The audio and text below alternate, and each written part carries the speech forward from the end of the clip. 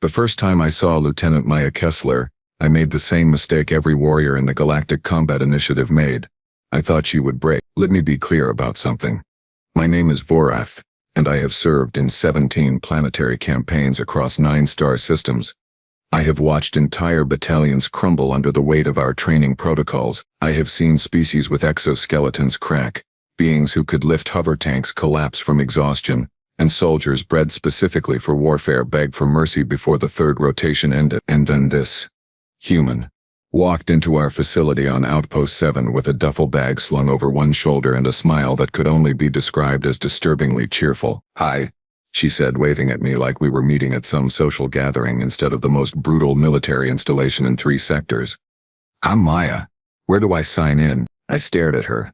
My secondary hearts actually skipped a pulse cycle. She stood maybe 5 feet and 4 inches tall in human measurements. Her frame appeared so slight that I genuinely worried a strong wind might relocate her to another zip code. Her skin had this odd pale quality that suggested she had never seen actual combat, and her eyes, bright green and impossibly wide, scanned the facility with what I can only describe as enthusiastic curiosity rather than appropriate terror. "You are." I checked my datapad, certain there had been some catastrophic clerical error. "You are Lieutenant Maya Kessler? From Earth's Special Operations Command?" "That's me." She bounced slightly on her toes. Actually bounced. I know. Everyone says I look like I should be teaching kindergarten, not kicking butt. It's a whole thing. "Where's the barracks?" Greg Thar, my second in command, made a sound that roughly translated to a snort of disbelief. He was a Korthanian 8 feet of muscle and armored hide, and he looked at Maya the way one might look at a decorative flower someone accidentally planted in a minefield. "Human," he rumbled, his voice like grinding stone. "Do you understand where you are? This is not a vacation resort. This is not a basic training camp. This is the proving ground where the strongest warriors in the galaxy come to test themselves. 63% of candidates do not survive the first week." "Survive?" Maya's eyebrows shot up. "Oh, you mean like, they quit? Or they actually die?" "Both," I said flatly. "Huh." She tapped her chin thoughtfully. "Well, that's intense. Good thing I'm hard to kill." "So barracks?" I exchanged a look with Grekthar. In that moment, we shared the same thought. This human would be gone within 48 hours. Probably crying. Possibly in a medical pod. Definitely not making it past the first physical assessment. The galaxy had been extremely interested in humans ever since they joined the Interstellar Council 3 years prior. They were odd creatures, physically unimpressive, no natural weapons, relatively weak compared to most sentient species, and yet they kept showing up in places they had no business being. They volunteered for dangerous missions, they made jokes during crisis situations, and they had this deeply unsettling tendency to succeed when every logical prediction said they should fail. But combat training at Outpost 7? That required more than luck and optimism. That required genuine physical capability. "Follow me," I said, deciding to at least be professional about this impending disaster. The barracks housed 47 candidates from 16 different species. When Maya walked in, dragging her duffel bag behind her, the room went silent. Actually silent. That never happens in a military barracks. Usually there is arguing, posturing, equipment maintenance, something, but everyone stopped and stared. A Draconis warrior named Scarvel, who could breathe fire and whose scales could deflect plasma rounds, started laughing. Actually laughing. The sound echoed through the entire space like a volcanic eruption crossed with a hyena. "That is the human," he wheezed between guffaws. "That tiny soft thing. Oh, this is magnificent. I give her 6 hours before she runs home to her mother." Several other candidates joined in the laughter. Maya, to her credit, just smiled and waved again. "Hi everyone. I'm Maya. Looking forward to training with you all." This somehow made them laugh harder. I should mention something about the Galactic Combat Initiative selection process. Only the absolute best warriors from each species get invited. Only the ones who have already proven themselves in actual combat situations. Only the ones who have recommendations from high-ranking military officials. The humans had sent 3 candidates before Maya. All 3 had washed out within the first week. So yes, the laughter seemed justified. Maya found an empty bunk, started unpacking her gear and hummed while she did it. Hummed. Like she was decorating a college dorm room instead of preparing for what would likely be the most physically demanding experience of her life. Grekthar pulled me aside. "Roth, this is cruel. She does not belong here. We should send her home before the training breaks her. The human high command specifically requested she be given this opportunity, I replied. Apparently she has an impressive service record. Multiple successful operations. Several commendations. On paper she is qualified. On paper perhaps. But look at her. We both looked. Maya had pulled out what appeared to be a small stuffed animal, some kind of earth creature called a cat, and propped it up on her pillow. Tomorrow morning will be educational, I said diplomatically, which was my polite way of saying it would be a complete disaster. The first day of training at Outpost 7 always begins the same way. 0400 hours. Full tactical gear. A 20-kilometer run through the volcanic highlands carrying 40 kilograms of equipment. In Earth gravity this would be challenging. In Outpost 7's gravity, which registers at approximately 1.8 times Earth standard, it becomes something else entirely. Most species take between 90 minutes and 2 hours to complete the run. The Draconid usually finish first because they are built like organic tanks. Humans, according to our records, typically fall somewhere in the middle of the pack. When the alarm sounded at 0400, I expected to find Maya struggling to even get out of bed under the increased gravity. Instead, when I entered the barracks, she was already fully dressed, gear secured, standing by the door doing some kind of stretching routine. "Morning, Commander Vorath," she said brightly. "Beautiful day for a run, huh?" It was pitch black outside. The air temperature measured -12 degrees. The volcanic highlands were actively venting toxic gases in 3 locations along the route. "You are enthusiastic," I managed. "Oh, I'm a morning person, plus I had coffee. You guys have coffee here, right? Please tell me you have coffee." We did not have coffee. Maya looked genuinely distressed by this information. The candidates assembled outside. 47 warriors in full combat gear, waiting for the signal to begin. Maya stood among them, tiny and pale and still somehow smiling. Scarvel, the Dreknath, positioned himself next to her. "Hey human, when you collapse at the 5-kilometer mark, try to fall to the side of the path. I would hate to trip over you on my way back." This generated more laughter from the surrounding candidates. Maya turned to him, that same cheerful expression on her face. "That is super considerate of you, but I will be fine. You seem nice though. What is your name?" The Draconis blinked, apparently not expecting actual friendliness. "I am Scarvel, champion of the Fire Clans, victor of the Battle of Carthon, bearer of the Crimson Mark." "Cool. I'm Maya. I once won a hot dog eating contest. 13 hot dogs in 8 minutes. Scarvel stared at her like she had just spoken in a completely invented language. I activated the signal beacon. "Begin." The candidates surged forward like a wave of armored destruction. The Draconis took the lead immediately, their powerful legs eating up distance. The Corthanian soldiers formed a tight pack in second position.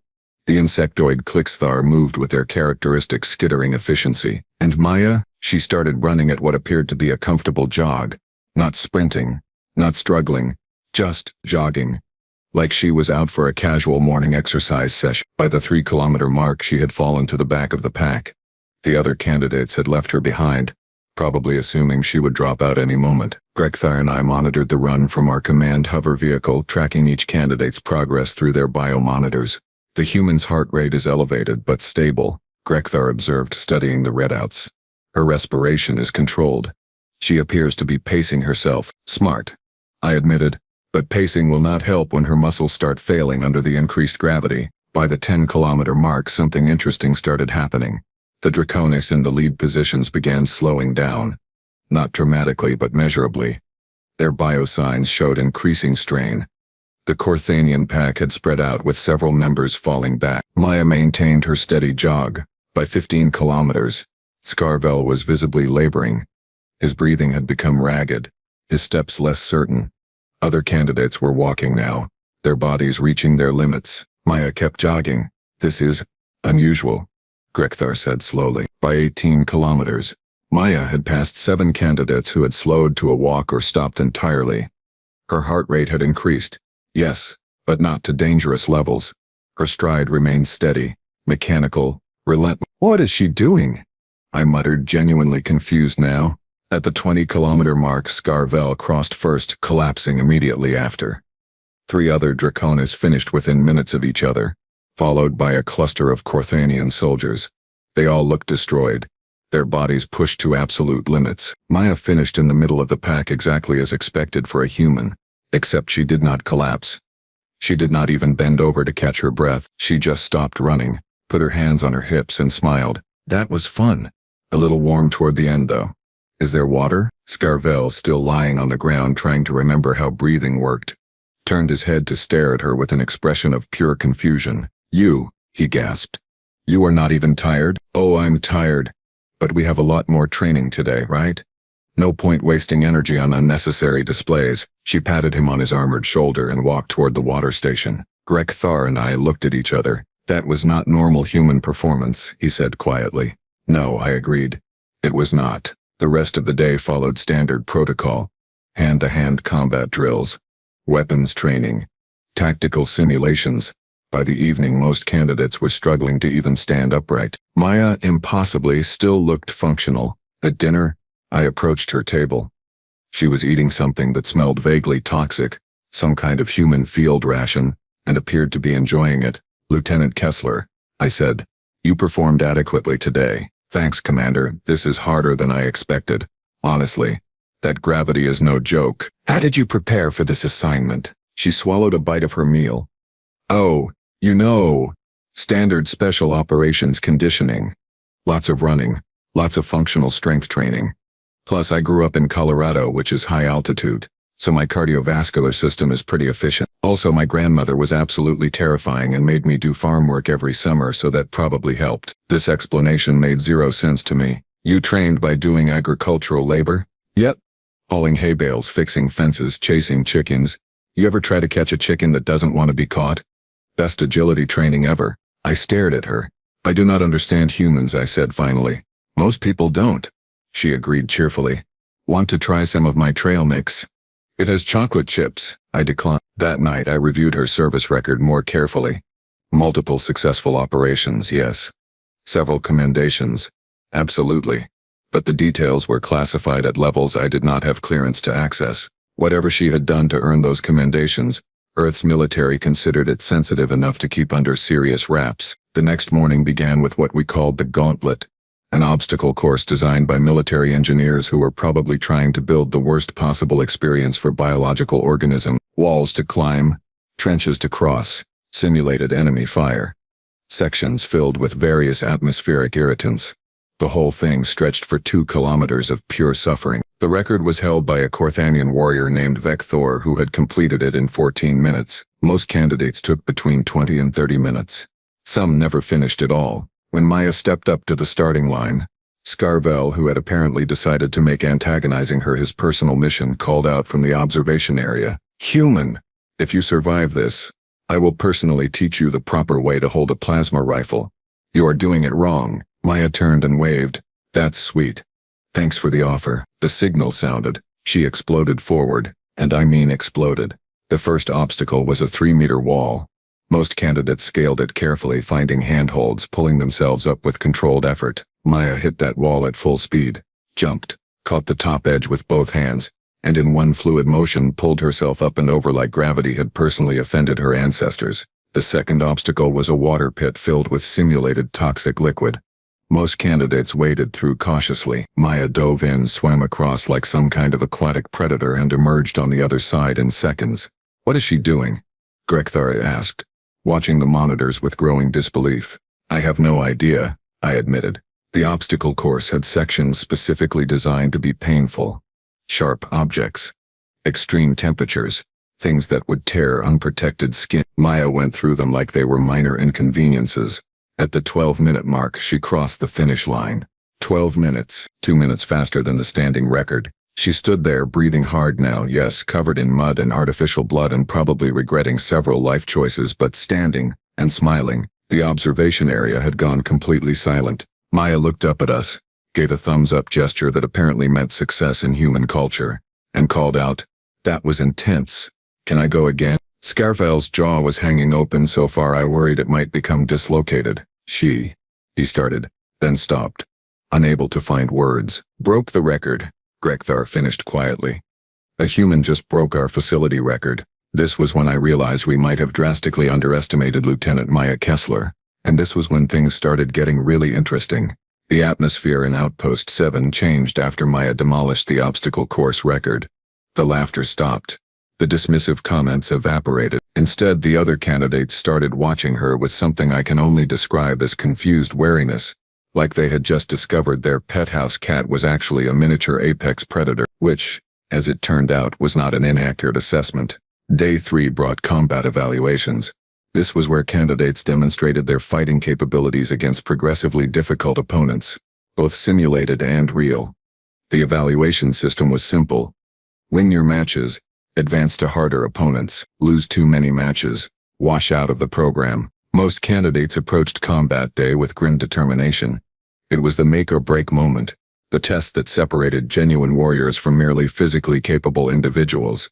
Maya approached it with her usual disturbing cheerfulness, and what appeared to be a homemade breakfast burrito she had somehow constructed from field rations. Big day, she announced to nobody in particular, taking a massive bite of her questionable food creation.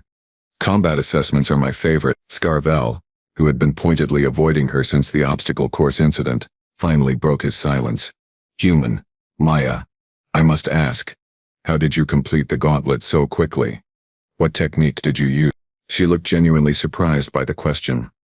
Oh. I just went fast? Like, the obstacles are there to slow you down, right? So I figured the best strategy was to not let them slow me down. Just keep moving forward as quickly as possible. That is not a technique, a Corthanian soldier named Vexrael interjected. That is just describing the objective. Yeah, exactly. Mayo agreed brightly. Sometimes the simplest approach works best. Vexrael looked like he was developing a migraine, which was impressive considering his species did not typically suffer from headaches. The combat arena occupied the central section of Outpost 7. It was a circular space approximately 50 meters in diameter, equipped with variable gravity controls, environmental hazard generators, and medical response systems for when things went badly. Things frequently went badly. I stood in the observation deck with Grekthar and the other evaluation officers, reviewing the day's match schedule.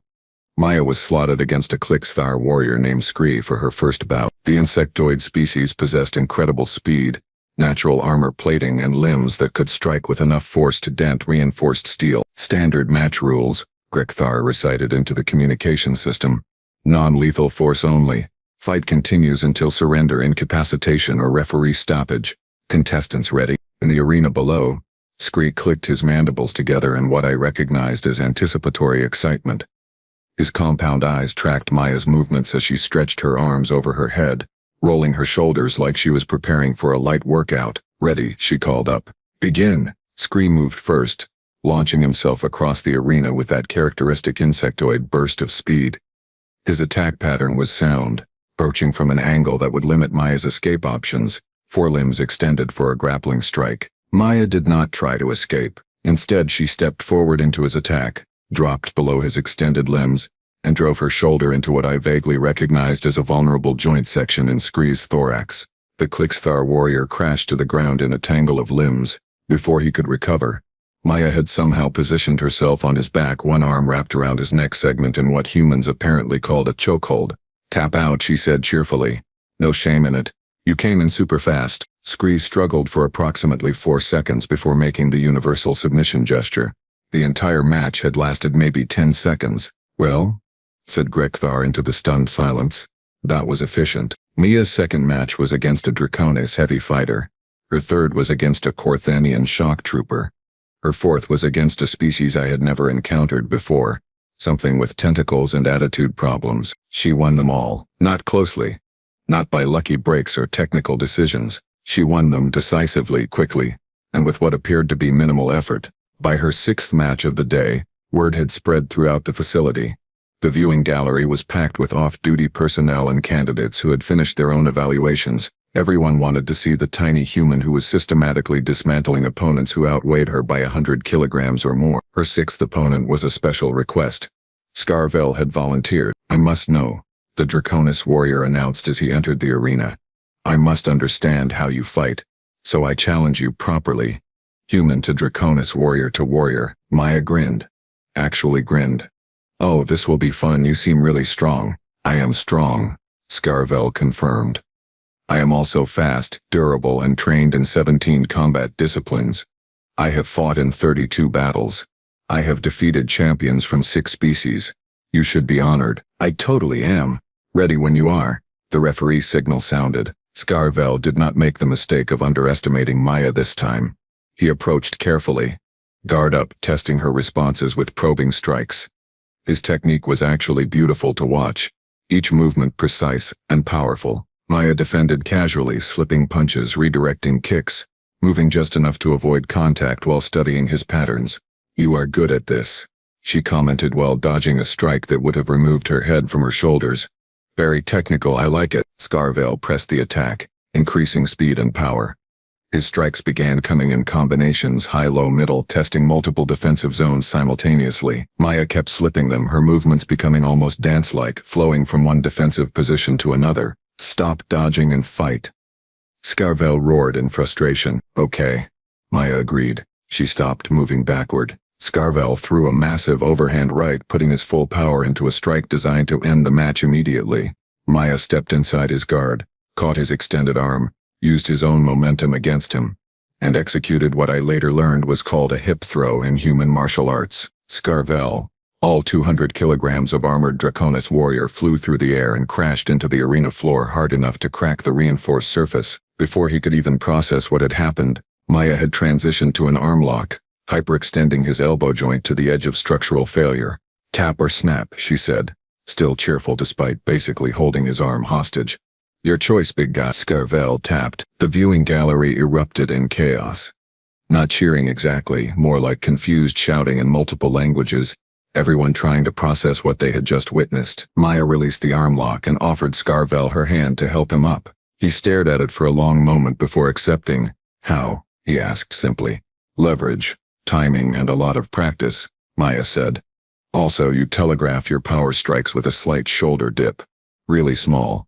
Barely noticeable, but if you watch for it you can see the big attacks coming. Just a friendly tip." Scarvel looked like she had just revealed the secrets of the universe to him. That evening I called an emergency meeting with my senior staff. "Gentlemen," I began, using the human term because it seemed appropriate, "we need to discuss the human. She is not normal," Vexrael stated bluntly. "I have reviewed combat footage from 17 human soldiers. None of them moved like Lieutenant Kessler moves. None of them demonstrated her level of skill." Grekthar pulled up statistical data on the holographic display. "Her performance metrics are off the charts. Strength to weight ratio, reaction time, combat efficiency, all measuring in the 99th percentile compared to known human capabilities. Either she is a genetic anomaly, or Earth's military has developed enhancement procedures they have not disclosed to the Council. Or," I said slowly, "humans have been holding back." This generated uncomfortable silence around the table. The possibility that an entire species had been deliberately underperforming during their integration into galactic society was disturbing on multiple levels. "We need more information," I decided. "Informal conversation. See if she will explain her background." I found Maya in the recreation area, hanging upside down from a pull-up bar, doing what appeared to be inverted sit-ups while having a conversation with 3 Corthanian soldiers who looked absolutely mesmerized. "So then the chicken ran directly into the barn wall, knocked itself unconscious, and I just picked it up," she was saying, laughing at her own story.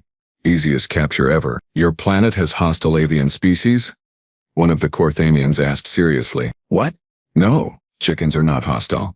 They are just really dumb and surprisingly fast." I cleared my throat. "Lieutenant Kessler, may I have a moment?" "Sure, Commander." She dropped from the bar, landing lightly on her feet. "What's up?" "I wanted to discuss your performance. You have exceeded expectations significantly." "Oh, thanks. I am really enjoying the training here. Everyone is super strong and skilled. It is honestly challenging, which is great because I was worried it might be boring." "Where exactly did you train?" "Your service record lists special operations assignments, but the details are classified." Maya's expression shifted slightly, becoming more guarded. "Yeah, I cannot really talk about specifics. Sorry. Operational security and all that." "I understand, but perhaps you can explain your general background. Your combat style is unusual, even for humans." She considered this for a moment. "Okay, general stuff is probably fine. So, I grew up doing a lot of outdoor activities. Hiking, rock climbing, that sort of thing. Joined the military right out of high school, tested well for special programs, got selected for advanced training. Turns out I am really good at the whole combat thing, which was surprising because I was definitely the weird art kid in school who mostly just wanted to draw comics. You do not look like a typical special operations soldier. Yeah, I get that a lot. She grinned. Honestly, it is super useful. People underestimate me constantly, which is a huge tactical advantage. You all did it too. No offense, but everyone thought I would wash out immediately. Made it really easy to observe and learn everyone's capabilities while they ignored me. I blinked. That was deliberate? Of course. First rule of combat, gather intelligence. Letting everyone think I am weak and harmless while I studied their strengths and weaknesses. Best intel gathering method ever. This was simultaneously clever and slightly horrifying. So your friendly, cheerful demeanor is an act? What? No, I really am this cheerful. I genuinely like people and enjoy making friends. She paused. But it also happens to be tactically useful, so that is a bonus. Win-win. Grekthar had been right. Humans were terrifying. The following week brought the final evaluation, the command scenario. Each candidate would lead a mixed squad through a complex tactical situation with multiple objectives, enemy forces, and environmental hazards. Leadership ability, tactical thinking, and adaptability under pressure would all be tested simultaneously. Most candidates spent the preparation day reviewing tactical doctrine and drilling their squads. Maya spent it making friendship bracelets. It helps with team bonding, she explained when Scarvel asked what in the 17 hell she was doing. Plus they look cool. Want? I do not have wrists, Scarvel pointed out. We can make it into an ankle bracelet. Same concept. Somehow, she convinced him to accept a woven bracelet in Dracona's colors. Somehow, she convinced half her assigned squad to wear them. Somehow, it actually seemed to improve unit cohesion. Humans were definitely terrifying. The command scenario began at dawn. Maya's squad consisted of herself, Scarvel, 2 Corthanians, a Clixthar scout, and 3 soldiers from species I barely recognized. Their mission: infiltrate a fortified position, retrieve priority intelligence, and extract without casualties. The opposing force consisted of experienced Outpost 7 instructors playing the role of enemy combatants. I watched from the command center as Maya gathered her squad for the pre-mission briefing. All right, team. Here is the situation. Bad guys in a bunker. We need to get in and get data, then get out without anyone dying. Especially us. Question: that is not a briefing, one of the Corthanians protested. You have not outlined approach vectors, fallback positions, communication protocols, or— Right! Sorry. Got excited. Maya pulled up a tactical hologram. Okay, detailed version. Scree, you are our scout. Obviously. You go in first. Map enemy positions, report back. Scarvel, you and the Corthanians are our heavy hitters. Once we know where the bad guys are, you create a distraction here. She pointed to the front entrance. Loud. Obvious. Make them think that's the main assault. And where will you be? Scarvel asked. Sneaking in the back with the rest of the team to actually complete the mission. While they are focused on you, we grab the data and bounce. Then we all meet at the extraction point, high five, and celebrate not being dead. This plan is insane, Vexrel said flatly. Yeah, probably. But it will work. Trust me. The scenario began. Scree performed his reconnaissance perfectly, identifying 7 defensive positions and approximately 20 enemy combatants. Scarvel and the heavy assault element moved into position, and on Maya's signal, launched a spectacularly noisy attack on the front entrance. Explosions, plasma fire, lots of shouting, everything designed to draw attention. Meanwhile, Maya led her infiltration team through a drainage culvert that barely showed up on the tactical maps, emerging inside the perimeter behind the enemy's defensive line. See? She whispered to her team. Bad guys always forget about drainage systems. Happens every time. They reached the intelligence vault with minimal resistance. Maya bypassed the security system in approximately 30 seconds using techniques that definitely came from somewhere classified. Got it. Let's go. The extraction should have been straightforward. Get back to the culvert, exit the perimeter, join the heavy assault team at the rally point. Except the scenario designers had planned for this. Enemy reinforcements appeared, cutting off their escape route. Okay, change of plans, Maya said calmly, assessing the new situation. We cannot go back the way we came, so we go up instead. Up? One of her teammates asked. Roof, follow me. What followed was possibly the most unorthodox tactical maneuver I had ever witnessed. Maya led her team vertically through the facility using maintenance shafts, ventilation systems, and at one point what appeared to be decorative architectural features, moving upward while the enemy forces searched for them on ground level. They emerged on the roof, where Maya produced a grappling system from her gear. Zipline time. she announced. "This will either be awesome or a terrible mistake. Probably both." They rigged lines to the perimeter wall and zipped across while the enemy forces below finally figured out where they had gone and started shooting. The heavy assault team provided covering fire, allowing the infiltration team to land safely and complete their extraction. Mission success. 0 casualties.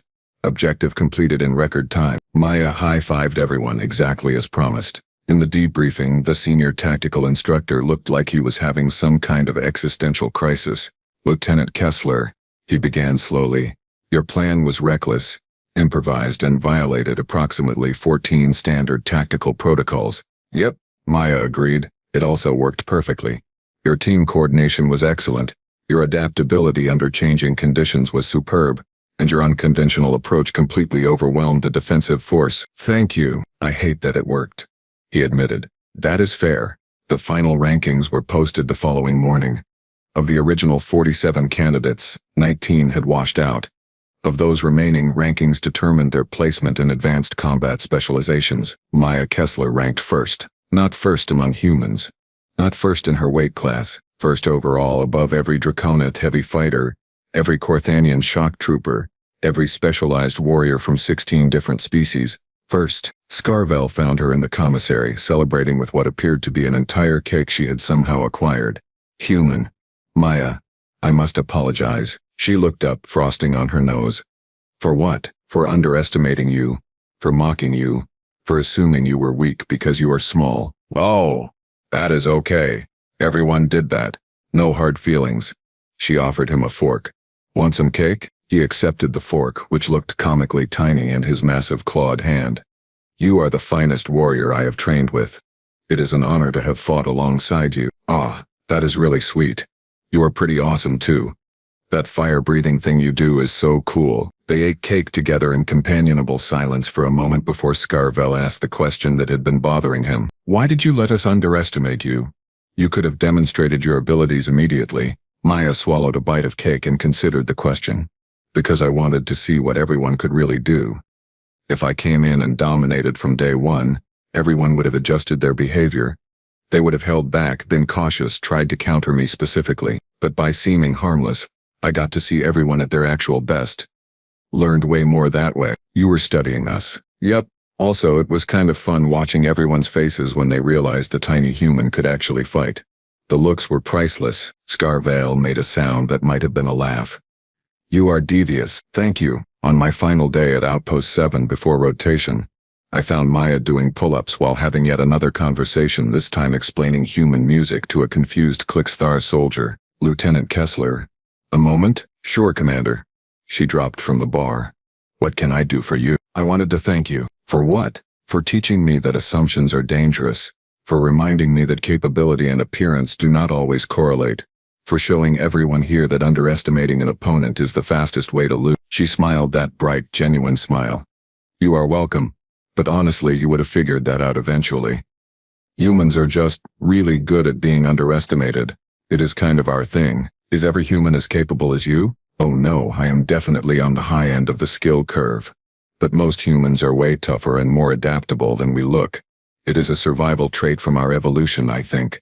We are not the strongest or fastest or most heavily armored species, so we got really good at being clever, persistent, and hard to kill. That is a terrifying evolutionary strategy." "Yeah, it works pretty well though." As I left Outpost 7 that afternoon, I filed my final report to Galactic Combat Initiative headquarters. The summary was simple. Humanity had officially graduated from being a species of interest to being a species of concern, not because they were aggressive or expansionist, but because they possessed something far more dangerous than weapons or technology. They possessed the ability to consistently exceed expectations while making it look easy. 3 months later, I heard that Maya had been assigned to an elite multi-species strike force. 6 months after that, rumors circulated about an impossible mission success that could only have been accomplished by someone who did not understand the meaning of the word impossible. 12 months later, Maya Kessler was promoted to captain and given command of her own unit. And somewhere in a training facility on some distant world, another instructor was probably making the same mistake I made. They were probably looking at Captain Maya Kessler and thinking she looked delicate. They were probably about to learn a very important lesson. Never, ever underestimate a human. Especially not the small, cheerful ones with bright green eyes and an unsettling love for friendship bracelets. Those are the dangerous ones.